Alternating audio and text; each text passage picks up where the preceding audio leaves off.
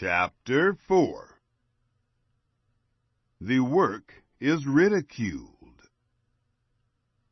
But it happened that when Sanballat heard that we were building the wall, he was angry and took great indignation and mocked the Jews. He spoke before his brothers and the army of Samaria and said, "What are these feeble Jews doing?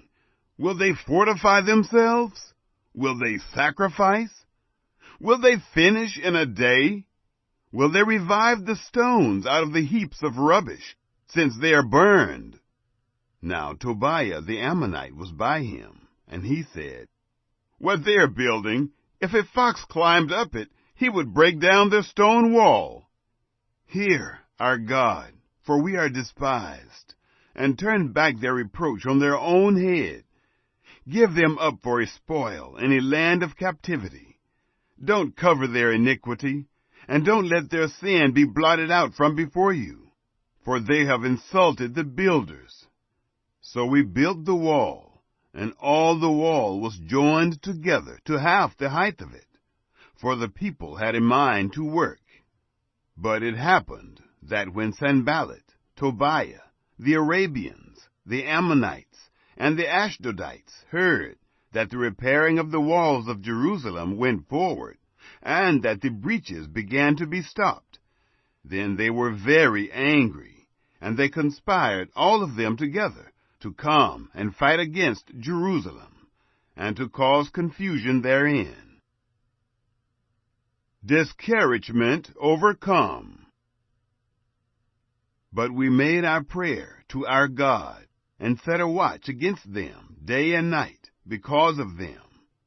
Judah said, "The strength of the bearers of burdens is fading, and there is much rubbish, so that we are not able to build the wall."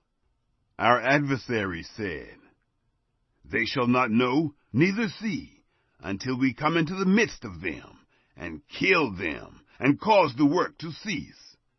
It happened that when the Jews who lived by them came, they said to us 10 times from all places, "Wherever you turn, they will attack us." Therefore sat I in the lowest parts of the space behind the wall, in the open places. I set there the people, after their families, with their swords, their spears, and their bows. I looked and rose up, and said to the nobles, and to the rulers, and to the rest of the people, "Don't be afraid of them. Remember the Lord, who is great and awesome, and fight for your brothers, your sons, and your daughters, your wives, and your houses."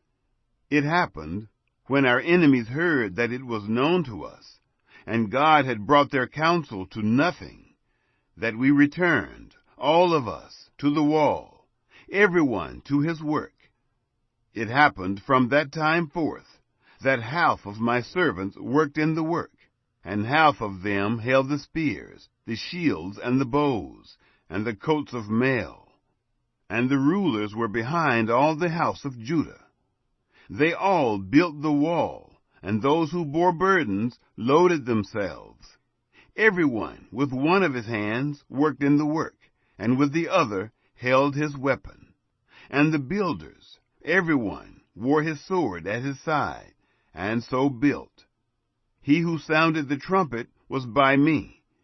I said to the nobles, and to the rulers, and to the rest of the people, "The work is great and large, and we are separated on the wall, one far from another. Wherever you hear the sound of the trumpet, rally there to us. Our God will fight for us."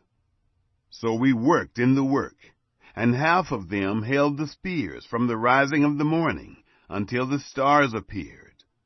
Likewise, at the same time said I to the people, "Let everyone with his servant lodge within Jerusalem, that in the night they may be a guard to us, and may labor in the day." So neither I, nor my brothers, nor my servants, nor the men of the guard who followed me, none of us took off our clothes. Everyone took his weapon to the water.